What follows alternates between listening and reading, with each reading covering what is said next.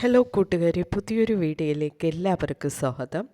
ഇന്നത്തെ വീഡിയോയിൽ നമ്മൾ ഡിസ്കസ് ചെയ്യാൻ പോകുന്ന ടോപ്പിക്, നമ്മുടെ വാട്സപ്പിൽ മറ്റുള്ളവർ ഷെയർ ചെയ്യുന്ന സ്റ്റേറ്റസ് നമ്മൾ കണ്ടു കഴിഞ്ഞാലും നമ്മുടെ നെയിം അവരുടെ വ്യൂ ലിസ്റ്റിൽ കാണിക്കാതിരിക്കുന്ന ഒരു ടെക്നിക്കിനെയാണ് ഇന്നത്തെ വീഡിയോ നമ്മൾ ഡിസ്കസ് ചെയ്യാൻ പോകുന്നത്. ഓക്കെ, വീഡിയോ ഇഷ്ടമായാൽ മറക്കാതെ ലൈക്ക് ചെയ്യുക. കൂടാതെ നമ്മുടെ ചാനൽ ഫസ്റ്റ് ടൈം വിസിറ്റ് ചെയ്യുന്നവരാണെങ്കിൽ ചാനൽ സബ്സ്ക്രൈബ് ചെയ്ത് തൊട്ടടുത്ത് കാണുന്ന ബെൽ ബട്ടൺ പ്രസ് ചെയ്ത് ആൾ കൊടുക്കുക. ഓക്കെ, വീഡിയോയിലേക്ക് കടക്കാം. ഇതിനായി ഫസ്റ്റ് നമ്മുടെ മൊബൈലിൽ വാട്സപ്പ് ഓപ്പൺ ചെയ്യാം. വാട്സപ്പ് ഓപ്പൺ ചെയ്തതിന് ശേഷം മുകളിൽ കാണുന്ന 3 ഡോട്ട് ഓപ്ഷൻ ക്ലിക്ക് ചെയ്യാം. അടുത്തതായി ഇവിടെ കാണുന്ന സെറ്റിംഗ്സ് ഓപ്ഷൻ ക്ലിക്ക് ചെയ്യാം. നെക്സ്റ്റ് പേജിൽ കാണുന്ന പ്രൈവസി ഓപ്ഷൻ ക്ലിക്ക് ചെയ്യാം.